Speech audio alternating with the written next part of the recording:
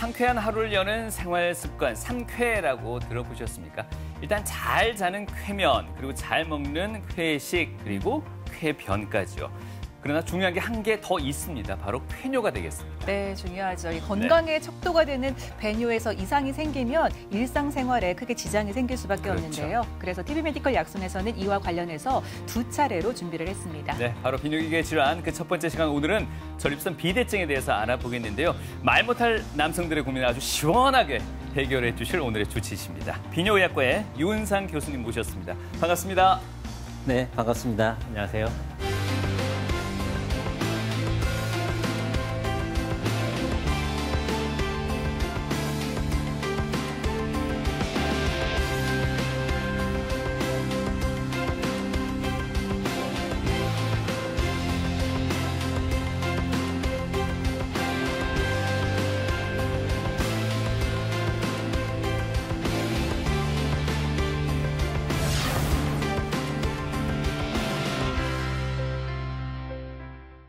네, 비뇨기과라고 하면은 예전에는 이 어감 때문에 그런지 조금 숨기거나 병원을 찾는 것 자체를 조금 부담스럽게 여겼는데 요즘은 좀 인식이 많이 달라진 것 같습니다. 병원에 찾는 환자분들 좀 분위기가 어떤가요?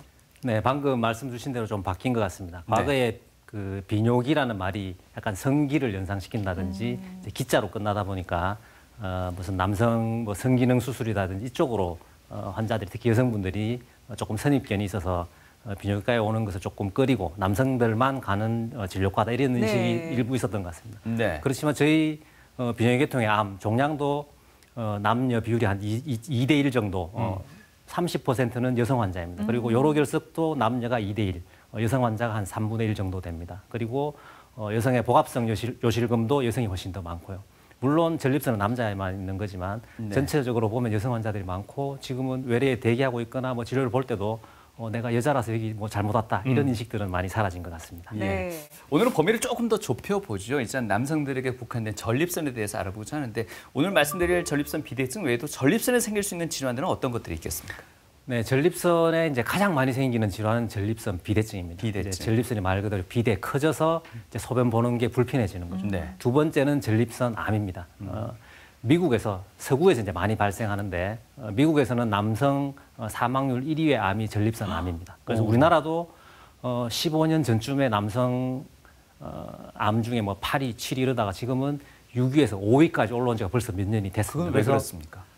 식생활이 서구화되기 때문에 그렇죠. 예. 전립선 비대증도 마찬가지일까요? 그렇습니다. 전립선도 통계적으로 평균적으로 보면 서양인들이 더 빨리 더 많이 커진 걸로 볼 수가 있고 그래서 식습관과 과장 관련이 많다고 지금 보고 있습니다.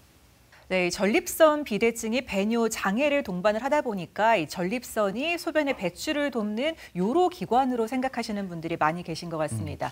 오늘 전립선 비대증에 대해서 알아보기에 앞서서 전립선의 구조와 기능을 먼저 살펴보도록 하겠습니다. 네, 먼저 전립선의 위치를 한번 보겠습니다. 우리가 잘 아는 소변을 모아놓았다가 나가는 기관인 방광이 아랫배에 있습니다. 거기서 이제 요도로 소변이 나가게 되는데 방광 바로 하부에 요도를 둘러싸고 있는 것이 전립선입니다. 그래서 이제 전립선이 커지면 요도를 통해 소변이 나가는 것을 이제 방해를 받게 됩니다. 그래서 기능은 우리 몸에 정액을 만들 때 이제 액체 성분, 전립선 액을 담당하는 곳이 정낭과 전립선인데 그 일부를 전립선이 담당한다 이렇게 볼 수가 있습니다. 크기는 젊을 때 크기는 밤톨 모양이고 한 20g 정도가 됩니다. 그다음에 전립선 비대증은 이제 아까 말씀드렸듯이 젊은 남성에서 한 20g 정도가 되고 나이가 들면서 달걀 크기나 사과 크기 정도로 60g, 100g 이상으로 커지는 경우도 있습니다. 이렇게 정도가 심해지면은 전립선 내부를 지나가는 요도를 눌러서 압박해서 소변이 나가는 것을 방해하는 배뇨 증상이 생길 수가 있습니다. 네. 나이가 들면서 노화가 진행되면서 전립선은 자연적으로 커질 수밖에 없다는 것 뒤쪽에서도 저희가 또 자세히 알아보겠는데 간략하게 그럴 수밖에 없는 이유가 궁금하고요. 그런 자연스러운 노화라면 꼭 치료가 필요할까라는 생각도 들거든요. 어떨까요? 노화의 현상이기도 하지만 다 똑같지는 않다는 거죠. 그리고 영어로 된 걸 우리말로 번역하면은 전립선 비대증을 한마디로 특성을 나타내는 말이 서서히 진행하는 질환이다. 이렇게 되어 있습니다. 그래서 뭐 1개월, 1년 사이에 갑자기 나빠지지는 않습니다. 그렇지만 5년, 10년 길게 보면 서서히 나빠지기 때문에 노화라고 생각해서 방치하게 되면은 오랜 기간 뒤에는 너무 나빠져서 되돌릴 수 없는 상태가 될 수 있는 거죠. 소변을 전혀 못 보는 상태가 될 수 있다. 이렇게 보시면 됩니다. 그래서 적정한 수준의 본인이 불편감을 느끼면 검진을 네. 받고 또 필요하면 그에 맞게 전문가의 처방에 따라서 약물 치료나 치료를 해야 되는 거죠. 네. 20, 30대는 어떻습니까? 그 나이 때는 전혀 20, 30대는 뭐 99.9% 없다고 전립선 비대증 없다고 보시면 됩니다. 그리고 예. 이제 그 중간 나이 한 40 중후반, 50 초반 이때는 약간 드물게 있다 이렇게 보시면 됩니다. 네. 네, 나이가 들어가면서 조금 더 신경을 써야 될 부분인 걸로 보였는데요. 그렇다면은 지금은 또 고령 인구가 많이 늘어나는 시대다 보니까 점점 환자의 비율은 늘어나지 않을까라는 생각이 듭니다. 발생 빈도는 어떻게 될까요? 60대 이상의 30, 40%면 70, 80대 가까이 되면 뭐 거의 반 가까이가 임상적으로 증상 나타내는 환자라고 볼 수 있고 제가 정확한 수치는 아직 10여 년 사이에 거의 전립선 환자 약제를 사용하는 비율은 뭐 5배 가까이 올라간 것으로 우리나라에서 집계가 되고 있습니다. 네. 뭐 노화로 인한 자연스러운 걸로 보이기도 하지만 또 이 밖에 전립선이 비대해지는 또 다른 원인이 있을 수 있을까요? 보시면은 그 비만, 유전 요인, 인종, 식생활 이렇게 돼 있는데 조금 일맥상통하는 부분들도 있습니다. 전통적으로 우리나라 사람들이 뭐 채식도 하고 골고루 먹지 않습니까? 뭐 콩도 먹고 두부도 먹고 뭐 야채 이런 걸 먹는데 김치도 먹고 이렇게 하는데 서구는 조금 더 이제 고기 위주의 식생활을 하다 보면 비만이나 식생활 이런 것들이 전립선이 커지는 것과 관련이 있는 것도 있고 유전적 요인 또는 가족력으로 보면 아버지 전립선이 크면 아들도 크다고 되어 있습니다. 이런 요인들이 있고 더 전문적으로 들어가면 남성 호르몬과 상관이 있다고 되어 있고 남성 호르몬 중에 활성형인 디하이드로 테스토스테론이라는 이제 뭐 학문적인 용어이긴 하지만 이게 더 높은 걸로 되어 있고 그리고 혈액 검사에서 높은 게 아니고 전립선 안에서 높은 걸로 되어 있기 때문에 진단 목적으로 저기를 찔러서 이 농도를 재지는 않습니다. 이제 이거는 실험적인 결과를 통해서 병의 원인이 뭘까를 밝힐 때 나타난 내용이 되겠고요. 이제 환자분들이나 일반 시민들이 생각할 때는 이런 주로 식습관 이쪽을 먼저 생각하셔도 될 것 같습니다. 네. 관련 인자들 몇 가지 짚어주셨는데 여기는 나와 있지 않는데 많은 시민들 가운데는 또 자전거 많이 타시는 분들은 자전거 안장이 별로 좋지 않다는 말씀도 많이 하십니다. 거기에 대해서는 어떻게 설명하시나요? 간단히 말씀드리면 아닙니다. 아닌가요? 그 발생 원인과는 전혀 상관이 없는 거죠. 오래 앉아있고 뭐 자전거를 탄다고 발생 원인이 되지는 않습니다. 다만 심지어 전립선에 좀 영향을 덜 미치는 어떤 안장도 개발돼서 나오고는 있지 않습니까? 맞습니다. 예. 그러니까 결국은 뭐냐면은 불편감을 주느냐 마느냐의 문제이지 전립선이 커지거나 이 병의 원인과는 상관이 없다는 얘기죠. 그래서 환자들이 물어오면은 자전거를 타서 내가 통증이나 불편감만 없다면은 타시라고 얘기합니다. 앞서 말씀드린 것처럼 이 전립선 비대증이 가지고 오는 대표적 증상이 이제 배뇨 장애인데 화장실을 가면은 말씀하신 것처럼 이렇게 모든 근육이 좀 편안하면서 좀 안정감을 가져야 되는데 오히려 이게 배뇨가 불편하면서 더 불편감을 호소하시는 분들도 많이 맞아요. 계십니다. 예. 구체적으로 어떤 배뇨 장애를 일으키는지도 좀 궁금해지는데요. 배뇨 방광 기능이라는 것은 소변을 잘 내보내는 기능이 있고 그리고 우리가 소변을 보지 않을 때는 잘 모아놓는 기능이 있습니다. 그래서 1번부터 7번까지 되어 있지만 이제 소변을 잘 보지 못하는 배뇨, 배출이 잘 안 되는 것은 3번 소변 줄기가 끊기는 거, 한꺼번에 못 보는 거죠. 그리고 5번 소변이 가늘고 힘없이 보는 거, 세뇨, 양뇨 이런 게 되어 있고 6번 소변이 금방 안 나오는 거죠. 주저한다. 심하면은 2, 30초가 아니고 1분 동안 있다가 나오는 거죠. 빨리 안 나오니까. 그러니까 보겠다는 내가 뇌에서 신호는 보냈는데 네. 이 반응이 이제 빨리 안 되는 거죠. 그리고 1번 다 본 것 같은데 다 봤는데 남아 있는 것 같은 잔뇨감 이렇게 네 가지는 이제 배뇨 배출하는 것이 불완전한 배뇨 증상이 되겠고 모아놓는 게 잘 안 되는 저장 증상은 4번에 보이는 절박뇨 요절박이라고 얘기하는데 마려운데 5분을 못 참는 거예요. 지금 우리 촬영하고 있을 때 소변 마려우면 웬만하면 30분 참아야 되잖아. 참을 수 있잖아요. 근데 5분 심하면은 3분 더 심하면 1분이나 얼마를 못 참습니다. 업무를 보다가 화장실을 가야 되고 뭐 설거지 하다가 뭐 영화 보다가 네네. 회의하다가 나가야 되는 거죠. 물론 뭐 그런 약도 있지만 그래서 이건 저장을 잘 못하고 있는 겁니다. 이런 분들은 미리 가거나 자주 가게 되죠. 그래서 2번 빈뇨 이것도 이제 저장에 들어가고 7번 밤에 자다가 깨서 자주 가는 야간뇨, 야간 빈뇨도 여기에 해당이 됩니다. 이제 증상이 나빠지면 악화되면 어떻게 될 것인가? 오랫동안 방광에 잔뇨가 많이 남으면 비유를 하자면 우리 물이 고이면 썩잖아요. 네. 그래서 만성적으로 방광에 소변이 잔뇨가 계속 많이 남으면 거기에는 이제 균이 잘 자라는 배지가 됩니다. 그래서 요로 감염이 잘 생길 수 있고 방광염이 소변이 역류해서 신장으로 가면 신우신염이라고 열이 나게 됩니다. 이제 네. 열성 요로 감염도 발생할 수 있고 그다음에 잔뇨가 만성적으로 있으면 찌꺼기가 생깁니다. 네. 그 찌꺼기가 크리스탈처럼 결정이 되고 커지면 결석이 되는 거죠. 우리 일반적으로 얘기하는 신장 요관에 있는 상부 요로에 있는 요로 결석이 아니고 방광 자체의 결석이 형성될 수가 있습니다. 그것도 증상이 나빠졌을 때 생기는 이제 합병증이 되겠고, 네. 그다음에 오래 지속이 되면 전립선 비대증 그 부위에서 모세혈관이 터져서 혈뇨를 나타내게 됩니다. 그리고 장기적으로 오랫동안 치료하지 않고 나빠지면 방광이 늘어나고 이 풍선처럼 잘 늘어나고 잘 내보내고 해야 되는데 보상을 하게 점점 두꺼워지다가 나중에는 탄력이 떨어집니다. 네. 그러면은 잘 못 내보내기도 하지만 탄력성이 떨어지니까 신장 쪽으로 역류하거나 신장 쪽으로 이제 이 요로가 요관과 신장이 늘어나는 수신증이 생기기도 하고 그렇게 되면 신장 기능이 이제 우리 혈액 검사를 하면 신장 기능이 나빠지기도 합니다.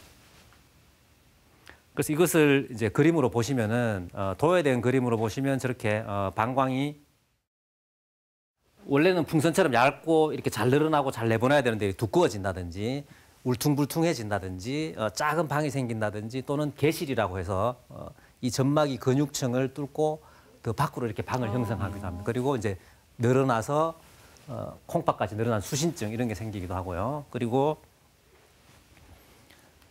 내시경으로 보시면은 이렇게 방광 결석 저기 반짝반짝하게 크게 보이는 네. 이만큼 크게 보이는 한 2cm 정도 되는 결석인데 심한 경우는 이렇게 한두 개 생기는 사람이 아니고 오래 있다 보면 소변 볼 때 뭐 통증도 느끼고 혈뇨도 있었는데 각자 사정이 있었겠죠. 그냥 뭐 참다가 온 경우에는 많게는 뭐 10개, 20개가 이렇게 있는 분들도 있습니다. 그래서 방치하면은 사실은 여러 문제가 발생할 수 있습니다.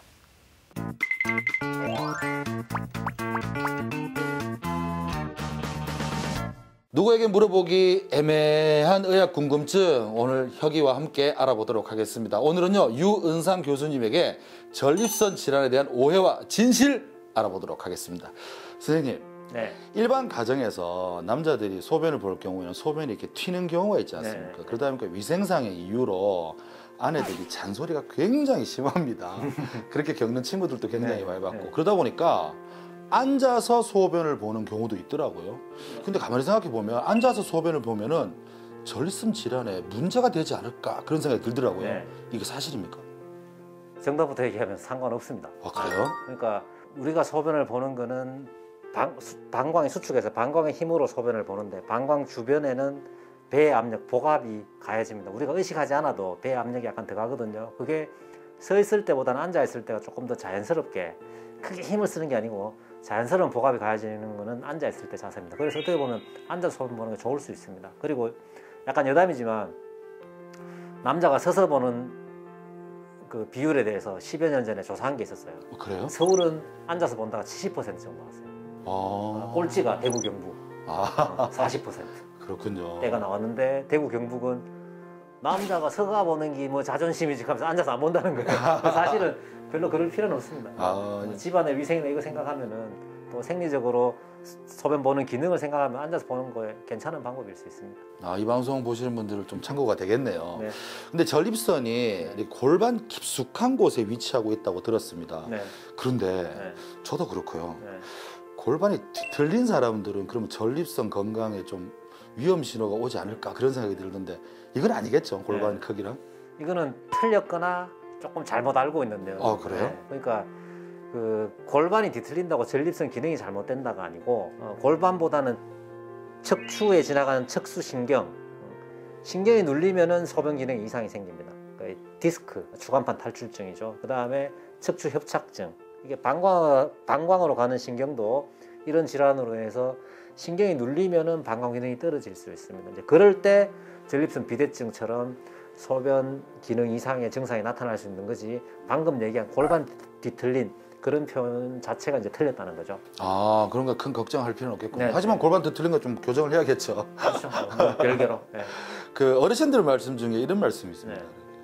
여자는 몸을 따뜻하게 해야 하느니라, 남자는 몸을 좀 차갑게 해야 하느니라, 그래야 건강하다 그러는데, 제가 알고 있기로는 이 차가운 이 몸의 환경은 전립선이 그렇게 좋지 않다고 들었는데 좀 위험하지 않을까요? 몸을 차갑게 하는 게? 일단 일부러 틀린 것만 자꾸 물어보는 거죠. 아, 그런가요? 그러니까 뭐 차다고 전립선이 안 좋다 이런 건 아닙니다. 그런 게 아니고 동물이나 사람이나 마찬가지인데 기온이 낮아지면 추위에 노출이 되면은 소변이 더 자주 마렵거나 더 급하다든지 이런 방광 관련 신경이 더 자극이 됩니다. 그래서 전립선 비대증 환자를 포함해서 소변을 자주 보거나 급히 가는 분들은 겨울에 더 악화가 될 수 있습니다. 그런 뜻이지 방금 얘기한 것처럼 남자는 뭐 차가우면 전립선이 안 좋다 뭐 그건 아닙니다. 아, 그런가요? 전립선 질환 중에서 이렇게 빈뇨라고 있지 않습니까? 근데 이게 전립선 비대증과 관계가 있다고 말씀하셨는데, 그렇다면요, 이 화장실을 자주 못 가는 환경, 뭐 회사를 다닌다든가 이 업무를 처리해야 되는 분들은 이 수분 섭취를 조금 줄이는 게 효과가 있지 않을까요? 기본적으로는 하루에 평균 한 1500cc 정도를 평균 소변량으로 치는데, 그래서 음식에도 우리 수분 섭취가 있기 때문에 물은 200cc 기준으로 뭐 한 5잔만 마셔도 어느 정도 거기에 도달할 수가 있는 거고요. 그래서 일부러 또 너무 제한을 하면 신체 체내 신진대사가 저하되기 때문에 수분 제한하는 것은 맞지 않습니다. 적당히 먹거나 직업에 따라서 그 특정 시기에 조금 적게 먹어라, 내지는 밤에 소변 때문에 이러고 보면은 저녁부터 야간에 적게 먹어라, 이제 그런 식의 얘기는 하지만 전체적으로 줄이는 건 좋지 않습니다. 그러면요, 이게 빈뇨가 있다면 소변을 꽉 참는 건 어떻겠습니까? 그거는 뭐 소변을 참으면 병이 된다라든지 여러 가지 속설들이 있는데 사실 참는다는 건 하루에 7, 8번 소변 보는 걸 우리가 정상적으로 뭐 5번 내지 8번 이렇게 횟수로 치면은 하루에 한두 번밖에 안 보는 사람이 있습니다. 하루에 2번을 본다면은 한 번 볼 때 뭐 1000cc, 800cc 이렇게 방광이 터질 정도로 가득 모아서 보는 그런 행동을 하지 말라는 겁니다. 그런 상태로 수년, 십수년 되면은 아무 원인 질환이 없더라도 너무 그렇게 오래 참는 사람들은 방광의 수축력이 떨어진다든지 그런 나쁜 그 병이 생길 수 있다는 뜻이고, 그래서 참지 말라는 거는 이제 극단적인 그런 경우를 얘기하는 거지 뭐 상황에 따라서 30분, 1시간 참는 이런 걸 얘기하는 게 아닙니다. 네. 네, 전립선 건강에 대한 궁금증 그리고 오해와 또 진실까지 질문 있습니다. 통해서 알아봤습니다. 네. 사실 이 배뇨장애 심하면요, 진짜 사회생활하기도 힘듭니다. 그럴 것 같네요. 네. 그러다 보니 사회적 암이라고까지 표현을 하는데요. 더 심해지기 전에 적절한 치료와 진단과 치료가 필요할 것 같습니다. 어떻습니까, 교수님? 찾는 환자분들에게는 어떤 진단이 이루어집니까? 네. 보시는 바와 같이 가장 기본적인 것은 우리 의사가 환자에게 이제 병력 청취 그리고 문제 물어보는 겁니다. 아까 봤던 그런 증상, 소변이 금방 나오느냐, 약하게 나오냐, 뭐 힘을 주느냐, 네. 끊기느냐 이런 증상을 잘 청취를 하는 것이고, 그 다음으로는 설문지가 있습니다. 국제 전립선 증상 점수표라고 아까 봤던 그 7가지 증상을 각 항목별로 가장 심한 걸 5점으로 칩니다. 네. 늘 그렇다는 게 5점이고 10번 중에 5번, 반쯤 그러면 3점입니다. 그래서 4점은 한 75% 그렇다는 거고 2점, 1점 이렇게 내려가는데, 그러니까 7개 항목에 5점 만점이니까 35점이면 모든 게 다 불편한 거죠. 그렇죠. 늘 약하게 나오고 늘 힘주고 늘 금방 안 나오고 늘 못 참고 이러면 35점인 거고, 그런 식으로 이제 뭐 8점, 뭐 20점 뭐 이렇게 점수를 매길 수가 있습니다.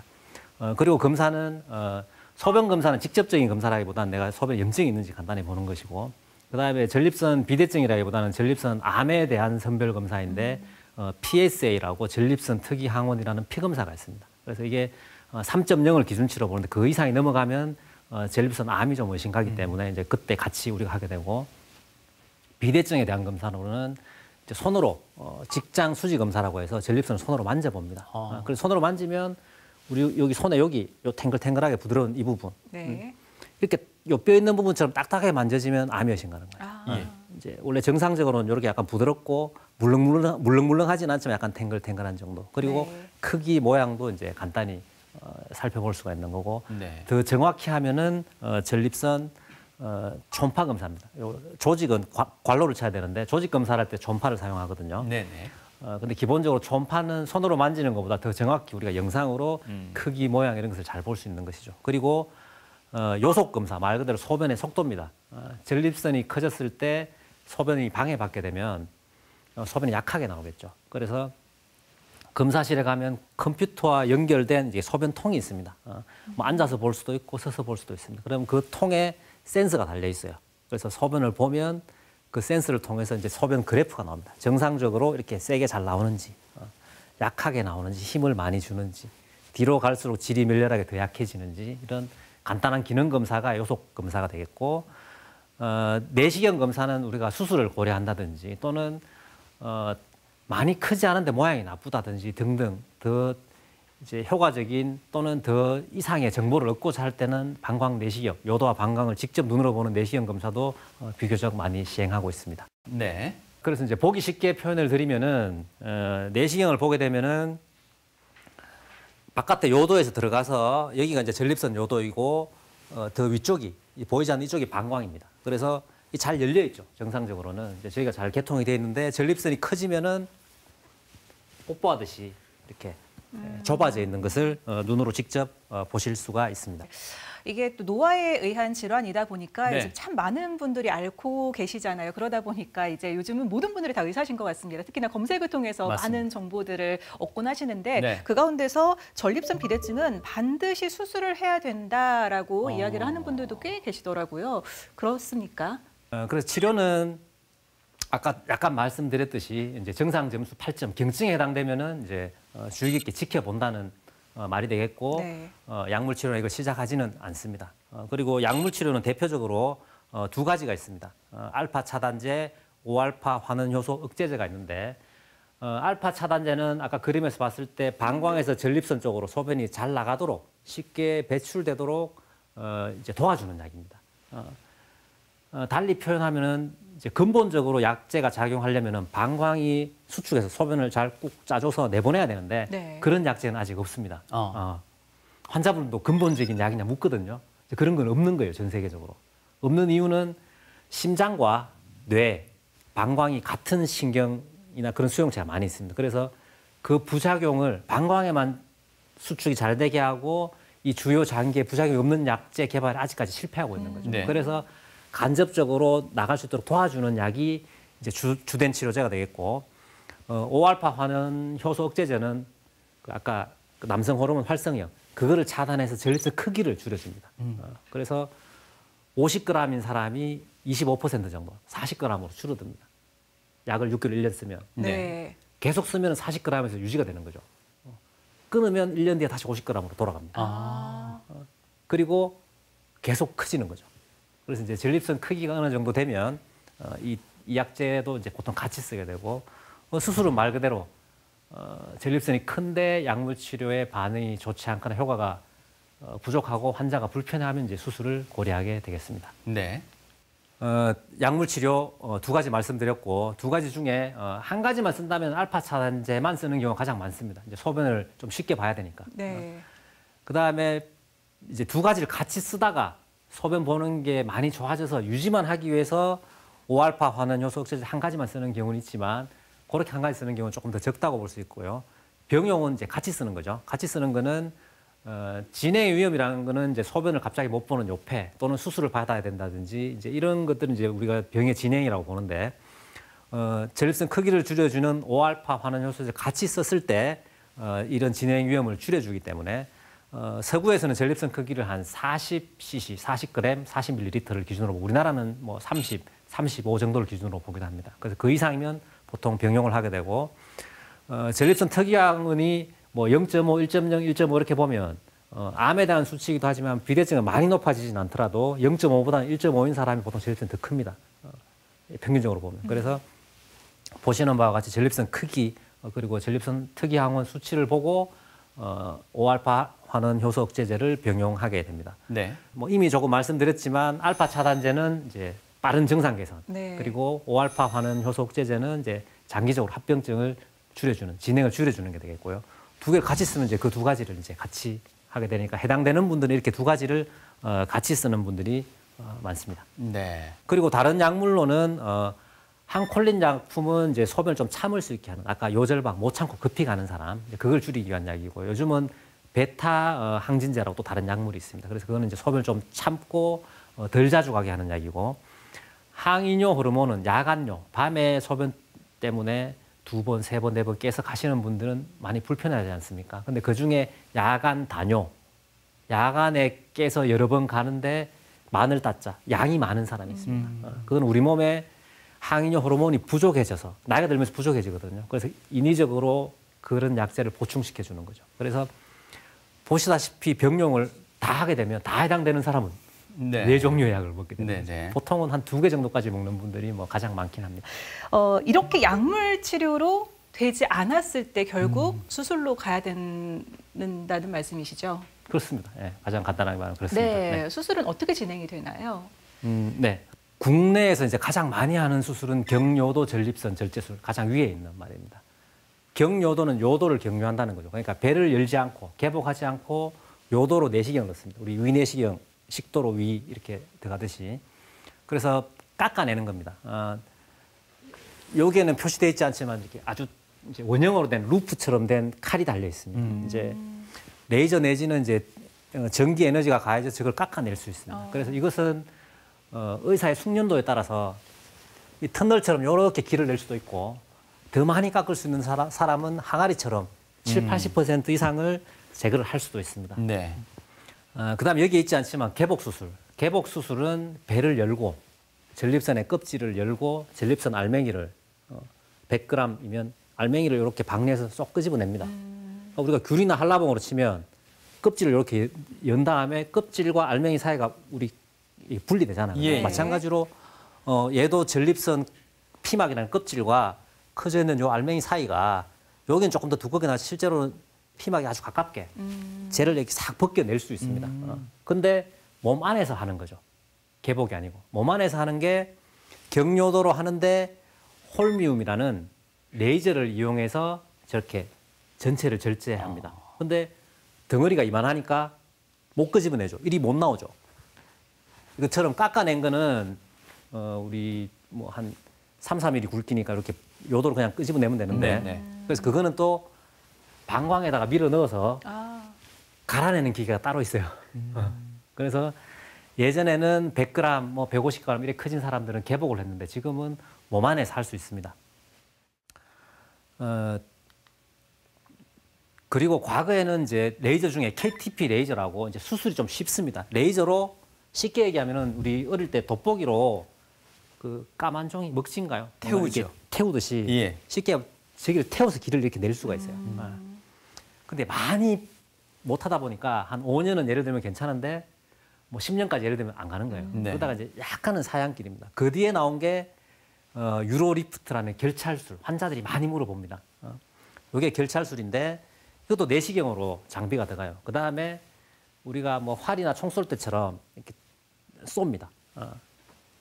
이렇게 실처럼 달려 있고 여기에 우리 몸에 들어갈 수 있는 그런 뭐 티타늄 같은 그런 금속으로 되어 있는데 네. 화살처럼 탁 쏘면은 여기에 전립선이 커져서 이렇게 막혀 있는 거를 이쪽 방향으로 그리고 이쪽 방향으로 2개, 전립선 좀 크면 뭐 4개 이런 식으로 쫙 벌려주는 거죠. 네. 그래서 이런 것처럼 없애진 않지만 벌려놔서 소변을 잘 보게 하는 네. 거죠. 그래서 단점은 뭐 10년 이렇게 오래 가지는 않는다는 거죠. 그대로 둔 채 벌려만 놓으니까.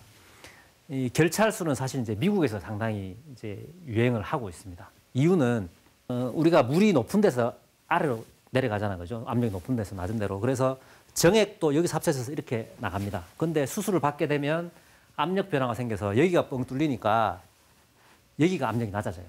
그래서 역행성 사정이라고 그래서 우리가 수술 받으면 반드시 설명을 드리는데 정액이 내가 느낌을 했는데 밖으로 안 나오고 방광으로 갑니다. 나중에 소변으로 나가는 거죠. 그래서 뭐 나이가 있으니까 임신은 못 하는 거지만 기분상의 문제지 건강에 지장은 없거든요. 그 뒤에를 보시면은 깎아내면 저렇게 예, 깎아내는 거죠. 깎아내는 거고 이제 또 로봇을 사용하는 것은 개복과 똑같은 방법인데 배를 열지 않고 구멍만 내서 내가 로봇을 이게 내가 조정해서 이렇게 전립선 알맹이를 통째로 쏙 끄집어내는 겁니다. 네. 그게 로봇 수술이고 홀미움 레이저로 해서 홀랩이라는 걸로 하게 되면은 요 그림을 반으로 나누면 됩니다. 아까 그 껍질과 알맹이 사이를 분리해서 보통 두 조각으로 나오게 된 것을 갈아서 네. 끄집어내게 됩니다. 수술을 통해서 전립선 내에 있는 저런 알갱이들은 어느 정도까지 제거가 되는지도 궁금하고요. 제거 이후에 기능상의 어떤 불편함은 없는지 또 한 가지 더 나아가서 재발률까지도 알고 싶네요. 아, 네. 한꺼번에 한 3개 정도 물으신 것 같은데. 예.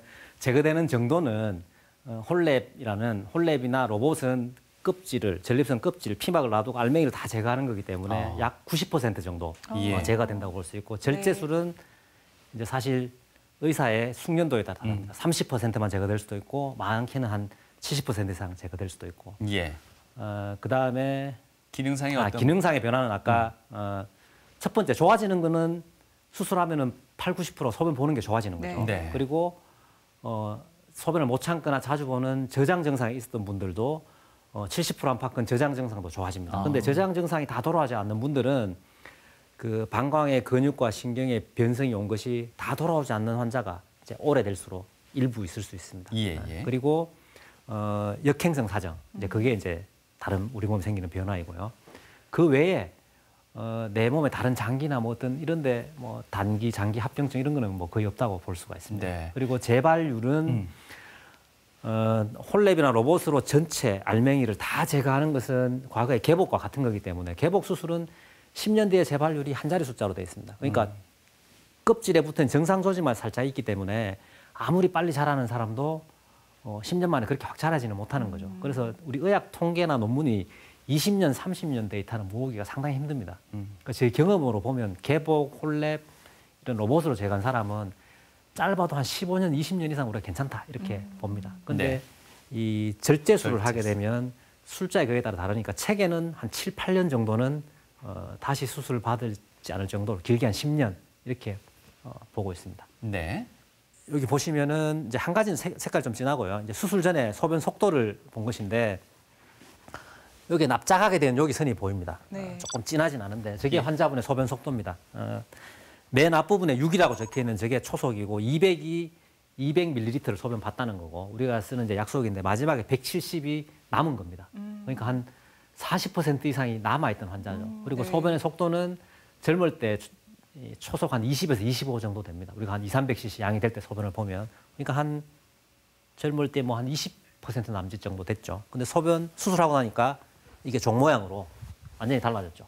소변을 시원하게 보고 260ml를 받고 남은 거는 없습니다. 그래서 이제 수술이 잘 되면 열에 8-9번 이렇게 소변을 보시게 되고 네. 주로 환자분들이 이제 표현하는 것이 아, 내가 청년처럼 새 삶을 살게 된 것 같다. 예. 뭐 사투리는 아니지만 환자분들이 뭐 금방 안 나고 이런 걸 뭐 시들었다 이런 말 많이 하거든요. 예. 내가 너무 지치고 시들고 뭐 이렇게 살다가 지금 너무 편하게 소변 보니까 이제 활력이 생겼다 이렇게 표현을 하십니다. 네. 나이가 들수록 쉽게 찾아오는 전립선 비대증. 과하게 커진 전립선이 문제를 일으켜 비뇨의학과를 찾는 중장년 남성들을 어렵지 않게 찾아볼 수 있다. 요즘 뭐 밤에 1시간마다 한 번씩 밤 되면 계속 그러니까 잠도 못 자고 소변 줄기도 약하고 누구 나도 금방 일어서면 또 마렵고 그리고 방광에 그 잔뇨가 많이 차가 있는 느낌 항상 그리 들죠. 동네 병원에 갔는데 약을 뭐 지어도 장기간 이래 먹어도 진전이 없으니까 그래야 대병원을 온 거죠. 근심을 풀어야 할 화장실이 네. 오히려 근심을 쌓이게 만든 것이다. 하시고 네. 이제 하루 지났는데 하루만 지나도 호수 때문에 자극이 돼갖고 좀 이렇게 진단 결과 비정상으로 커진 전립선이 소변을 보는데 문제를 일으킨 것. 결국 수술대에 올라야만 했다. 수술 이름은 홀미움 레이저를 이용한 전립선 절제술인데 배를 열어서 개복해서 전립선 비대증 커진 것을 제거하는 것이 아니고 요도를 통해서 전립선의 알맹이를 레이저를 이용해서 다 제거하는 겁니다. 전립선 껍질과 전립선 알맹이 사이를 몸 안에서 내식 안에서 분리하는데 분리할 때 레이저를 이용하는 겁니다. 그래서 지금 거의 가장 많이 하는 근본적인 전립선 비대증 수술이라고 볼 수 있습니다. 내시경 수술은 하고 나서 통증이라든지 불편감도 덜하고 일상생활은 빠르면 뭐 한 일주일이나 열흘 내로 직장이든 일반 일들을 다 하실 수가 있습니다. 차이가 제법 납니다. 내일 오후부터는 이제 아직은 회복 기간이라 조심해야 할 것들이 많지만 수술 부위가 아물면 일상을 괴롭히던 화장실 스트레스도 말끔히 해결될 것이다. 수술 끝나고 난 뒤에 네. 운동 같은 거는 어느 정도까지 당분간 어떻게 해야 되는지. 처음에는 이제 뛴다든지 활동을 많이 하면은 네, 네. 이제 겉으로 표 안 나지만 수술 자리에 다시 피가 날 수 있기 때문에 네. 대략 한 일주일 정도만 아. 이제 일상 활동만 살짝 조심하시다가 네, 네. 차츰 걷거나 뛰거나 이렇게 네. 하실 수 있고 네. 1, 2주 지나면서부터는 소변에 피가 전혀 안 나면은 이제 네. 활동을 차츰 뭐 이전처럼 거의 다 하셔도 됩니다. 네, 알겠습니다. 네. 네. 개복을 하지 않았기 때문에 눈에 띄진 않지만 전립선 요도 부위에 수술한 부위에는 상처가 나 있습니다. 거기에 쉽게 생각하면 요 딱지가 앉아서 피가 나지 않는데 대변을 본다고 힘을 준다든지 뛴다든지 이렇게 배에 압력이 들어가는 행동을 하면 수술 부위에 피가 날 수 있습니다. 그래서 한 3일 내지 7일 정도 저희가 조심하라고 말씀을 드립니다. 그게 단기간의 주의사항이 되겠습니다. 전립선 비대증 환자의 경우 타이밍을 놓쳐 낭패를 보는 사례가 많다. 단순히 나이 탓으로 여기거나 수술에 대한 거부감이 높기 때문인데 자칫 우울증까지 올 수 있어 세심한 주의가 필요하다. 이제는 그 누구보다 시원한 일상을 즐기고 싶다는 이종현 씨. 지금은 불편한 거 없죠. 아직 이제 오줌 소변 이제 이거 다루고 다니는 이게 불편한 거지. 4박 5일 만에 퇴근하니까 편하지 저희 좋죠. 뭐 병원 오래 안 있어도 되고 하니까. 건강을 위해서 약도 먹고 앞으로 계속 운동하고 관리 잘 해야죠. 네, 전립선 질환 환자 사례도 만나봤는데요. 네. 요즘 뭐 거의 모든 질환에서 이 로봇 수술을 많이들 활용을 하시는 것 같습니다. 특히나 전립선 비대증을 수술하는 데 있어서 로봇 치료가 큰 도움이 된다고 들었습니다. 아, 네. 비대증은 아까 봤던 뭐 80g, 100g 많이 큰 사람들은 홀랩이라는 내시경 안에서 알맹이만 싹 꺼내서 갈아서 낼 수 있는 수술을 가장 많이 하고 있습니다. 그런데 뭐 150g이라든지 또는 100g이지만 하기 힘들다든지 뭐 이런 분들은 홀랩 수술을 하게 되면 시간이 막 3시간, 4시간 걸릴 수도 있습니다. 너무 큰 네. 사람들은. 그러면 요실금 위험성들이 조금 높아질 수가 있어요. 그럴 때는 로봇으로 경로를 다르게 들어가면은 이제 그런 합병증 비율들이 더 줄어들기 때문에 그전보다는 비대증에서도 로봇 수술들도 차츰 늘어나고 있습니다. 네, 그 정도로 말씀드릴 수 있어요. 네. 네. 자, 오늘 이렇게 전립선 비대증에 대한 약물 치료 그리고 또 로봇 치료 수술적 방법까지 알아봤는데 저희가 이 TV 메디컬 약손 통해서 항상 말씀을 드리는 게 있습니다. 이런 것들보다도 가장 중요한 게 관리다. 자, 이 비대증이 재발하지 않기 위해서 혹은 아예 그러니까 불편함을 조금 덜 느끼기 위해서 일상생활에서 어떤 것들을 조금 주의를 하면 좋을까요? 네, 맞습니다. 그 환자분들도 사실 뭐 진단과 치료에도 관심이 많지만 결국 내 관리 이것들을 많이 물어보시거든요. 이렇게 쭉 돼 있지만 아까 원인을 얘기할 때 우리 식습관을 말씀드렸지 않습니까? 그렇죠. 그러니까 여기 하단부에 있는 지방 위주 고칼로리 식사를 피한다, 규칙적인 운동 이 두 가지가 그러니까 우리가 하는 일반 건강 상식, 우리가 고혈압, 뇌졸중 이런 건강 관련 우리 어떤 컨텐츠나 강좌를 들으면 뭐 혈관을 건강하기 위해서 뭐 규칙적인 운동, 뭐 지나친 육류 섭취를 뭐 금한다, 네. 이런 거 다 들어가잖아요. 그러니까 비슷하다고 보시면 돼요. 네, 적정 체중을 유지한다, 규칙적인 운동을 한다 이렇게 보시면 되고, 그 다음에 술은 사실은 병의 원인이라기보다는 갑자기 악화시킬 수 있습니다. 전립선이 커져 있고 배뇨 증상이 있는 분들이 약간 과음을 하면 소변을 못 보게 돼요. 급성 요표라고 그래서 소변이 탁 막혀버려요. 그러니까 응급실이나 병원에 소변 호수를 차거나 빼야 되는 거죠. 그래서 술은 거의 뭐 한두 잔 내지 아주 소량의 반주를 제외하고는 어느 정도 증상이 있는 분한테 우리가 금하라고 얘기합니다. 그 다음에는 저기 보이는 이제 감기약. 감기약도 이 알코올과 똑같은 거의 유사한 작용을 나타내요. 그러니까 해열제는 상관이 없습니다. 예. 종합 감기약에 코감기, 기침 감기약이 들어있지 않습니까? 네. 그 약들은 아까 봤던 알파 차단제, 소변을 잘 보도록 하는 그거와 반대 작용이에요. 거기가 저항이 생겨서 잘 안 나가게 돼요.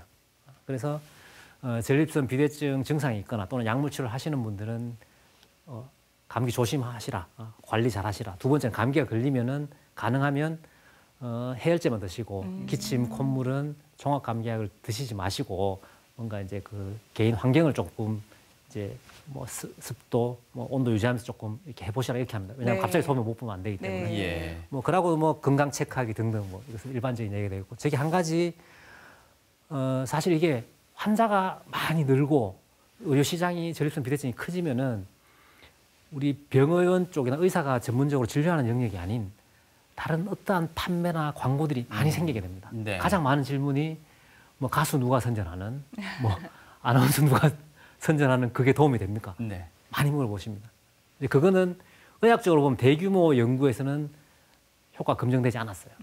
소규모 연구에서 약간 효과가 있다 이렇게 되어 있습니다. 그래서 그것은 우리나라는 전문의약품을 광고하지 못하게 되어 있거든요. 그러니까 의약품이 아닌 거죠. 일반 의약품 또는 이제 건강보조식품에 해당이 됩니다. 그래서 특히 병원에서 내가 약을 드시는 분들은 더더욱 그 약체가 크게 도움은 안 됩니다. 그래서 알겠습니다.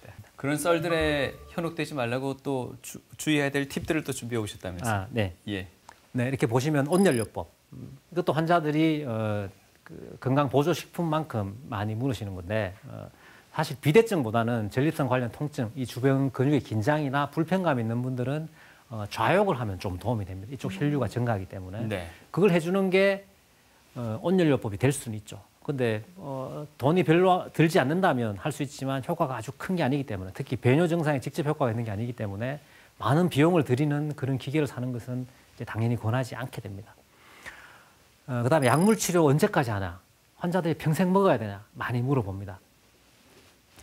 서서히 진행하는 질환이기 때문에 책에는 거의 평생 약물 치료를 해야 된다라고 사실은 나와 있습니다. 네. 근데 간혹 발표되는 논문에 약을 중지해보는 게 있거든요. 끊어보다가 개인 차에 따라서 새로 시작할 수도 있다라고 말씀을 드리고 일반적인 원칙은 대체로 수술 받기 전까지는 쭉 드신다, 유지한다 이렇게 말씀을 드립니다. 네, 다음은 주의할 수 있는 것 아까 말씀드린 첫 번째는 이제 감기약입니다. 그 다음에 코감기약과 이제 같거나 비슷한 성분이 항히스타민제라고 이제 우리가 가려울 때 쓰는 약. 그래서 만성적인 피부 질환을 가진 환자분 중에 이제 저런 약제를 드시는 분이 있습니다. 그래서 나는 전립선 비대증 약을 먹는데 소변이 잘 안 나온다. 그럼 우리가 약을 뭐 먹느냐? 다 물어보기 사실 힘드니까 알고 물으면 저런 걸 물어보는 거죠. 네. 혹시 만성적인 피부 질환이 있으십니까? 또는 천식, 호흡기계통 약들도 그렇습니다. 만성 폐질환, 이런 호흡기계통 약도 아까 말씀드린 감기약과 비슷한 성분들이 있습니다. 그리고 물론 뭐 파킨슨병, 치매에서는 약제들이 상관이 있는 게 있지만 그 부분들은 그 병 때문에 끊을 수 없는 약이기 때문에 제가 고려하거나 이게 병의 호전이 덜 될 수 있다는 걸 알 수는 있지만 환자분한테 뭐 그걸 신경 쓰라고 얘기하는 것과는 조금 다른 차원의 네. 문제가 되겠고요. 식품은 사실 아까 말씀드린 당장에 나쁜 것은 술입니다. 과음이면 이제 요패, 갑자기 못 볼 수가 있고 그 두 번째로는 소변을 이제 급히 가고 자주 가는 저장 증상이 있는 분들은 술 먹으면 더 자주 가요. 그다음 두 번째는 카페인이 든 거, 커피, 녹차, 홍차, 그다음에 뭐 드링크 제품화된 거 있지 않습니까? 네. 카페인 든 거, 이제 그런 것들. 그래서 대표적으로 커피를 끊거나 중지하라고 제가 권합니다. 그런 증상 있는 분들 물어보면은 안 먹어요라고 하는 분도 있지만 물처럼 먹어요. 하루에 뭐 5, 7점 먹는 분도 있거든요. 그래서 그분들은 약을 써도 잘 안 들을 수가 네. 있습니다. 그래서 우리가 의사 입장에서 사실은 확인하는 게 필요한 게 되겠고요. 그다음에 이 기름진 음식, 그러니까 서구식으로 먹는 거는 당장의 악화라기보다는 이제 그렇게 먹는 분들이 전립선 암도 더 잘 생길 수 있고 전립선도 더 커질 수 있으니까 장기적으로 봤을 때 너무 살찌게 고기 위주로 먹는 것을 피하시라 이렇게 말씀드리고 있습니다.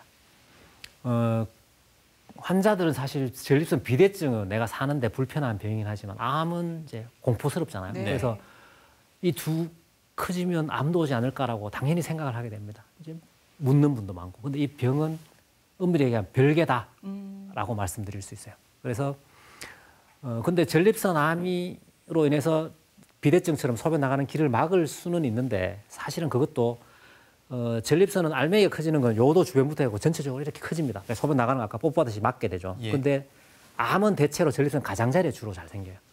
거의 90% 이상. 많이 자라기 전까지는 소변 나가는 걸 방해하진 않아요. 그래서 비대증도 있으면서 암이 있을 수는 있지만 이 두 개는 따로다고 보면 되고 크다고 암이 잘 생기느냐? 아닌 거죠. 100g도 암이 생길 수 있지만 20g, 30g도 암이 생길 수 있습니다. 네. 그래서 결국은 암으로 진행되느냐? 아니다. 이렇게 말씀드릴 수 있습니다. 증상 차이, 초기에 비슷할 수 있다고 표현할 수도 있지만 이게 같이 있어서 그런 거지 암은 초기에 증상이 없다라고 보시면 됩니다. 그리고 결국 스스로 증상으로 내 소변이 잘 안 나와요. 뭐 이런 걸로 내가 암을 의심한다. 이런 건 맞지 않다. 이렇게 보시면 되고 암은 직장 수지 검사와 PSA라는 피 검사를 통해서 따로 정기적인 검진을 한다. 이렇게 보시면 되겠습니다. 제가 알기로는 그 전립선이 비대해져 가지고 뭐 화장실 갈 때나 이럴 때 간섭이 생겨서 상당히 불편한 걸로 알고 있습니다. 좀 소변 보기가 많이 힘들고 화장실 좀 자주 가야 되는 병으로 알고 있습니다. 너무 흔한 병이라 병원에 안 가시는 분들이 많더라고요. 나이 들면 남자들이 소변이 불편해지면서 다 걸리는 병으로 알고 있습니다. 소변 줄기가 약하고 시원하지 않다고 들었어요. 전립선 비대증이 요즘 젊은 사람들에게도 많이 걸린다고 들었습니다. 어르신들 보니까 전립선 비대증을 위해서 자욕을 자주 하시더라고요. 채소나 뭐 이런 거 많이 먹고 운동을 좀 열심히 하는 게 또 예방에 도움이 되지 않겠나 싶습니다. 깎이는 속옷을 피하려고 합니다. 과식, 과음하는 습관을 버려야 되지 않을까요? 건강기능식품으로 뭐 보완을 해야 될 것 같습니다. 적당한 운동과 음식 조절이 필요한 것 같습니다. 전립선 수술 받으면 요실금이 생긴다는 게 선생님 정말인가요? 크게 보면 X입니다. 왜냐하면은 생길 수 있다는 맞습니다. 제가 환자한테 설명할 때도 전립선 하부에 있는 관략근을 다치면 소변이 다 줄줄 셉니다. 그래서 우리 뭐 숙련된 의사뿐 아니라 당연히 관략근을 다치지 않게 수술을 합니다. 근데 전립선 요도 부위가 간접적인 관략근 역할 일부 담당합니다. 그게 있다가 없어지니까 크진 알맹이가 없어지니까 관략근 기능이 간접적인 역할을 하는 부분이 약해지기 때문에 일시적으로 소변이 셀 수 있습니다. 10명에 한 3명 정도는 소변이 셀 수 있는데 빠르면 일주일도 안 돼서 없어지고 오래 걸린 사람 6개월 이상 가는 사람도 있지만 99% 이상은 회복이 됩니다. 그래서 드물게 1% 미만에서 요실금 수술을 받거나 지속적인 요실금이 있을 수 있는 거고 나머지는 없거나 있다가 없어지는 일시적인 거다. 그렇게 말씀드릴 수 있습니다. 이번에는요, 시청자 여러분들의 전립선 질환에 대한 사연들을 한번 모아보았습니다. 80살의 아버님이 전립선 암 진단을 받았습니다. 네. 수술 날짜를 앞두고 있는데요. 그런데 아버님이 지금 고민하고 있는 게 뭐냐면 나이도 있으시다 보니까 수술을 거부하고 계세요. 왜냐? 수술 이후에는 기저귀를 차야 된다는 말을 어디 들었는 모양입니다. 이 아드님이 이게 사실인지 너무 궁금해하거든요. 이게 사실인가요? 반은 맞습니다. 왜냐하면은 전립선 암은 전립선 비대증 수술과 다르게 전립선 요도 부위를 포함해서 전립선 전체를 다 잘라냅니다. 그리고 요도를 다시 방광에 연결해야 되는 거죠. 그래서 전립선 요도 부위가 없어지기 때문에 요도가 짧아지고 각도가 좀 무너지기 때문에 수술 후에 요실금 발생률이 20~30% 뭐 그 이상 됩니다. 근데 아까 전립선 비대증 수술은 1년 이내 회복률이 99% 이상이라고 얘기했는데 이 전립선 암 수술 받고 나면 요실금이 있다가 회복되는 확률이 한 90% 정도 됩니다. 10% 정도는 요실금 수술을 받아야 할 수 있습니다. 근데 뭐 로봇 수술처럼 좀 더 정교한 수술을 받으면 그 확률이 좀 더 떨어지고요. 그리고 연세가 많이 들수록 그 확률은 내 신체 기능이 떨어지기 때문에 요실금의 확률은 조금 더 올라갑니다. 그래 70세면 좀 걱정을 드려야 되고 80세면은 당연히 조금 걱정이 더 될 수 있습니다. 그러면은 수술이 아닌 방사선 치료나 다른 방법을 생각해 보실 수도 있고요. 방금 얘기한 고령 쪽보다 조금 더 연세가 적은 분들은 수술 쪽을 생각할 때 요실금 걱정을 아주 크게는 안 하셔도 된다. 이렇게 말씀드릴 수 있습니다. 40대 남성의 사연이 또 왔습니다. 네. 이분이요, 늦게 결혼을 하게 됐습니다. 그런데 결혼을 앞두고 있다가 전립선염을 진단받았어요. 그런데 전립선염에 걸리고 나니까 자신이 조루가 될 거라는 거를 인터넷에서 알아봤나 봐요. 요즘 인터넷 많이 찾아보잖아요. 그러다 보니까 아이를 갖기도 힘들 것이다. 그리고 또 여성에게 전염이 될 수도 있다. 이런 걸 찾아봤나 봐요. 이게 진짜인지 지금 노총각의 결혼 앞두고 너무 고민이 큽니다. 쌤 좀 뭔가 해결해 주셔야 될 것 같은데. 이거는 일부는 O고 대부분은 X입니다. 먼저 첫 번째, 조루는 원래 그런 게 없었는데 과거 용어로 만성 전립선염이고 지금은 이제 만성 골반 통증 증후군이라고 얘기하는데 그 통증 때문에 스트레스나 이런 것 때문에 사정이 빨라지는 현상이 생길 수 있습니다. 근데 그런 증상이 치료한다면 없어지면은 2차적으로 생긴 조루 증상도 없어지는 거기 때문에 뭐 그런 식의 걱정을 하실 필요는 없고요. 두 번째는 이제 아내에게 옮기지 않을까. 방금 얘기한 만성 전립선염은 10% 미만이 성병 쪽에서 기원하는 거고 나머지는 이제 그거와 상관이 없는 질환입니다. 그래서 소수에만 그렇다는 거고 병원에 가서 검사를 하고 정액 검사가 포함될 수도 있고 또는 이제 우리 전립선 쪽에 이제 뭔가 이렇게 그 자극을 가한 다음에 전립선액에서 염증이 있는지를 봅니다. 예. 그럴 때 항생제를 쓰면 되고 그게 없을 때는 부인에게 옮긴다든지 그런 질환이 일반 성매개성 질환, 성병을 얘기하는 그런 것과 다르다고 아시면 되겠습니다.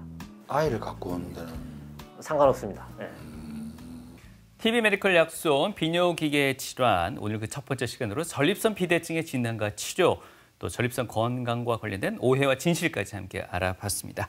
자 끝으로 우리 시청자분들께 주시고 싶은 당부의 말씀이 있다면 어떤 내용이 될까요? 지금은 이미 이제 많이 환자분들이 알고 병원에 찾아오고 계시지만 이게 나이가 들어간다고 다 생기는 것도 아니고 그래서 뭐 치료를 하지 않아도 되는 그런 질환은 아닙니다.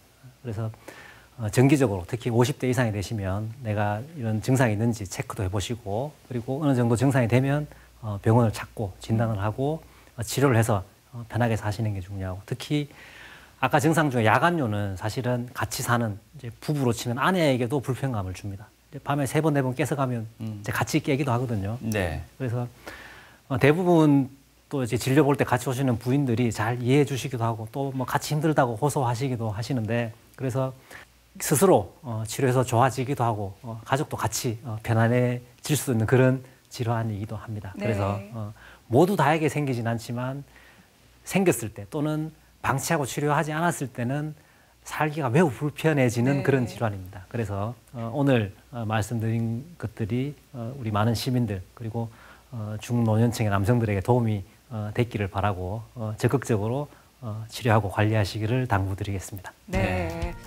오늘 이 전립선 비대증 노화에 의한 좀 자연스러운 부분이니까 너무 낙담하지 않으셔도 될 것 같고요. 또 네. 다행인 거는 병원에 가면 그만큼 또 호전 효과가 빨리 보인다고 하니까 병원에 좀 친근하게 자주 찾으시면 좋을 것 같습니다. 미리미리 대비하셔가지고 네. 난감한 상황을 좀 피해갈 수 있으셨으면 좋겠고 그리고 쾌뇨를 방해하는 몸속에 시설물 점검하는 것도 잊지 마시기 바랍니다. 특히나 요즘 같은 환절기에는 더 위험성이 높다니까 특히 남성분들 꼭 기억하시기 바랍니다. 네, 오늘 유익한 말씀 주셨습니다. 비뇨의학과의 유은상 교수님과 함께했습니다. 감사합니다. 고맙습니다. 네, 감사합니다.